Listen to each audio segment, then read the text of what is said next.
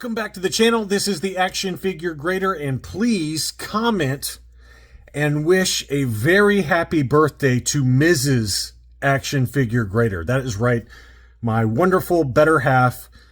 She had her birthday a couple days ago, and let me tell you, I married up, okay?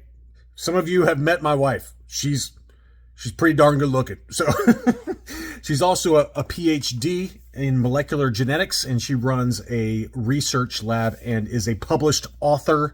Her book is on Amazon, and she has had over 200 published articles in, like, you know, biology and some of these others. So she's a big time I married up really well. So let's take a closer look at some recent sales for vintage Star Wars. We got an AFA 85 Plus gold level Dianoga Trash Monster. It says sold at $300, but the actual sales price was $250. Vaults of Yavin I bought from this seller. I know a number of you have. Great seller. AFA 85 Plus. We had an ungraded 21 back C-3PO. So this looks, I guess, a 21A because it's offerless. Pretty clean looking example. Don't know that seller, though. It did sell apparently at $900. You know, it's got some issues around the hang tab, but otherwise a pretty clean looking example. Maybe a little crease there in the upper right, but that one did sell at $900. We had what was labeled as a factory sealed 12-inch Princess Leia that sold for $275. It looks factory sealed. The photos were not great. But if that was truly still factory sealed, somebody got an absolute bargain at $275. That was the buy it now price. And I just think that somebody didn't understand what they had. I mean, that to me seems way too low for a factory sealed. Here is that really tough to find AFA 85 mail away Boba Fett. AFA 85, we talked about this on the channel. It did sell at $3,000. Pretty good price relative to some of the other examples that we've seen sell at Hakes. I've already covered all that in another video, I think in my What to Buy video a few weeks back, but that one did finally sell at $3,000. I think it might have been listed around $3,500, somewhere in there, and he did drop it to $3,000. Archival AFA 85, really nice item there. Some loose items that I wanted to show you, and I don't know what the deal is, but there's been a lot of Creature Cantina action play sets that have been sold. I found like 4 of them, and I don't know if it's because we have the new one coming out for the vintage collection or what, but this was a loose complete example with the box. The box was kind of tatty condition. That sold at $210. We had one where the box was in much better condition. This also did include the catalog and the instruction sheet, but this one was in very clean condition. It was listed at $250 and sold for $240. So that gives you a rough price range if you're looking for the Creature Cantina action playset. Obviously, the re-release, if it's not out yet, it should be pretty soon. And I know that's been a popular one among you TVC collectors. Next up, we got a Tauntaun. This one included a pretty nice looking box. The Tauntaun itself had the reins unbroken, which is always tough to get. But you can see how clean that box was. This side was kind of rough there in the upper right-hand corner. But that one did sell at $150. It's maybe a little more than I would have spent. Just for, you know, you're basically getting a loose Tauntaun with the box. But, you know, I guess that's what somebody's willing to pay for it. So that did sell at $150. This was an interesting one. This is a seller that I've bought from for comic books. But they apparently had an AFA 60 Empire Strikes Back version of the Falcon, and it did have a crack in the case as he kindly showed, but this one was a factory sealed ESB version of the Falcon that shows it on Bespin. That's a really cool box art there. Listed at $4,500, but the best offer that was accepted on that was $3,000. And again, it was only an AFA 60, so it wasn't in perfect condition, but we've certainly seen a number of factory sealed AFA graded Falcons. No matter what the box, they go for big money. And I feel like the ESB version is almost the hardest one to find. You see a lot of Return of the Jedi, obviously, and I almost feel like you see more of the original Star Wars version versus the ESB packaging, but what do I know? But that one did sell at $3,000. By the way, I learned a new word today that I use for myself. Ultra-crepidarian. That means someone that has a really strong opinion but knows absolutely nothing about the subject. That really defines my channel, right? I don't know anything about anything. And the fact that you guys watch me talk about this stuff, I consider myself to be an ultra crepidarian. Anyway, I love that word now. I'm using it for everything, especially when I start espousing on things that I don't know anything about. Next up, we had a CAS qualified 75 grade Rebel Armored Snowspeeder. This is the blue box. Obviously, the pink box is one where we've seen a few examples over at Hakes that have gone for stupid money. There was that one that sold for like $13,000 or something crazy. This was the blue box CAS 75 qualified, so it's unused contents. That's still sold at $1,400 though, so that's a big number. We had a loose graded UKG 85 cloud car. So this is not the diecast. This is the larger size cloud car for the 3 3/4 inch size. That was listed for 280 pounds. It sold for 270 pounds, which equates to $362 US. So not much of a discount on that one, but it was a very high grade example of the cloud car. The Star Wars display arena, obviously this is the mail away that you would get if you cut out your proofs of purchase. This was on the 45 back ESB cards, and here it is. This is what you would get. This is a pretty substantial mail away offer. Obviously you had the original mailer box, you got the backdrops, and then obviously those little pegs. Kind of a weird mail away item, but it's still pretty cool to see one sell. I love obviously the card art on this is really incredible. So that one did sell for $200. So that was a loose complete example with the original mailer box. This is a Luke Bespin. I can't believe this price sold, but it did apparently. This was a CAS 80. This was a 31 back B Luke Bespin, and it had the brown hair. Is this 31? 41, excuse me. 41 back D. I was like, I saw the brown hair. I was like, no, there's no way that's a 31 if he's got yellow, the brown hair, since he didn't appear until later card back. So that was confusing. You can also see that the blister has started to yellow on this one. And this one is labeled yellow by CAS, but it's sold for $25.50? $25.50. That is crazy. That number seems too high, but that's what it shows as being sold at.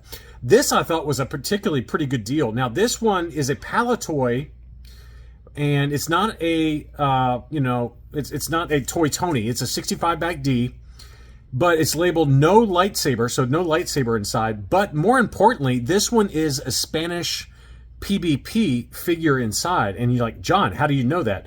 Well, number one, he says it in the title, but how do you know it if you're looking at it? Well, he's got pale hands, and he's got the very dark chocolate brown boots. So he's a pretty easy one to spot inside the blister, but this is absolutely a Spanish PBP figure inside. This, again, is not a Toy Tony. Now, it was listed for 850 pounds, which is $1,137 US.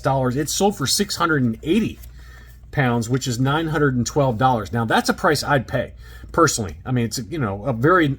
I'm not saying it's perfect, but it's a cool factory error because it's missing the lightsaber, and it has the Spanish PBP figure inside, which was common for some of these Return of the Jedi Palatoys. They had a lot of Spanish figures inside. There's a pretty common one. I don't know if it's a 65 back, but there's a common Palatoy with the Spanish PBP Darth Vader inside. The Blacked Out Ewoks has that one. You can go check him out on YouTube. Good buddy of mine. Shout out to the Blacked Out Ewoks. Haven't talked to you in a little bit, man. I hope you're doing well. But anyway, a lot of these Palatoys did have Spanish figures inside the blister. Next up, we got a lot of 3 Yodas, including, I'm assuming that's an apple head. It looks like an apple head. So you got the orange snake with kind of the orangish eyes. You've got another orange snake with a slightly different color. I think this might be the gray head. On the left, that might be the Cater gray head. And then you got the standard orange snake, which it's the non-Cater, and that's kind of the lighter green head. And then you have the apple head in the middle. But I'm pretty sure that one on the left is the gray head Cater factory. But anyway, those 3 together sold for $220. They were not perfect, but again, you're getting an apple head Yoda and a Cater gray head out of that lot, and you're paying, about $70 a piece for them. That's a pretty decent deal for 3 different variants for Yoda.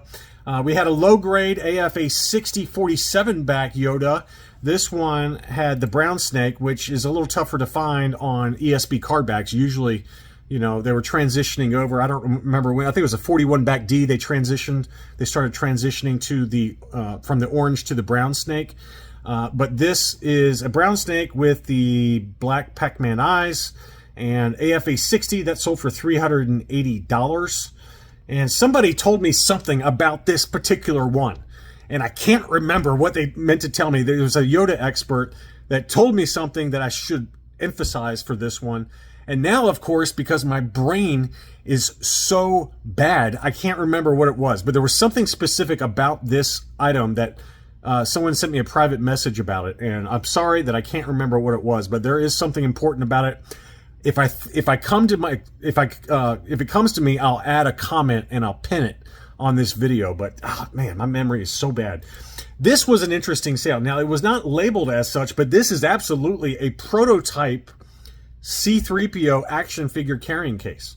And the seller, I guess the seller just didn't know what he had. You know, they just labeled it, you know, please view pictures for item condition. So they had literally no description about it, but you can tell very clearly this is a pre-production. It's missing the vac metallized kind of gold paint on it. It's not stripped. This is absolutely a prototype version, in my opinion, of the case. And clearly the market knew that because it sold for over $1,300. I've seen some AFA graded examples go for $2,000 to $2,500, so that number is probably about right. But you can see very clearly it's got you know, no modifications to it. It's a prototype case, and it's pretty crazy that the seller didn't even realize what he had. But I'm sure he or she was a little bit shocked when they saw $1,300 for that, and they were probably wondering what's going on. But yeah, I don't think it was sold for like a steal by any means. I think it probably sold for what it's probably about worth. You're buying it without any provenance, but you know, AFA graded examples again go $2,000, $2,500, you know, somewhere in that ballpark. So probably about right, given that it was ungraded and you're kind of just buying it on a whim. Here was a Hollow Cheeks Tusken Raider. I don't know anything about this seller, but they've got terrible feedback, and it could be a fake listing. Okay, I'll just say that. They listed it at $480. It was $600, and they very easily could have stolen these photos, or this account had gotten hijacked. You know, someone had scammed them out of their password and started listing fake items on it. So I don't know. I don't know, but they've got 88% positive feedback, and I feel like these photos look awfully familiar from maybe a past listing. So that's very possible that's what's going on this one. But it is a Hollow Cheeks Tusken Raider mint on card. It did sell at $480. Again, I'm not sure that's a legit sale. Here was another beauty. This was an AFA 85 Boba Fett 65 back A, yellowed blister, but in pretty good shape. This one also did have the Taiwan non-painted helmet inside. Beautiful example. That one sold at auction for $32.78.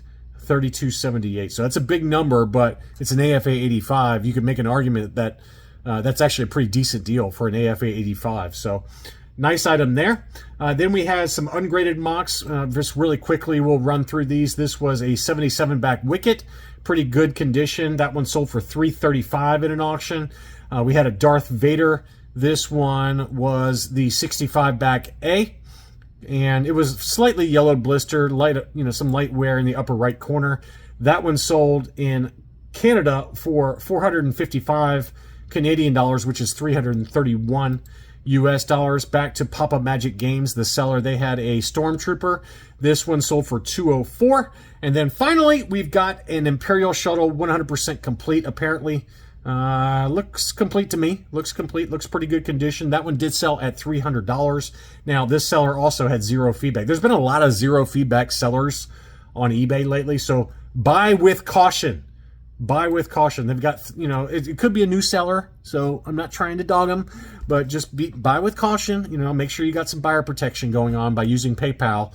Anyway, that is all I have for this video. Thank you so much for watching, and I'll be back soon.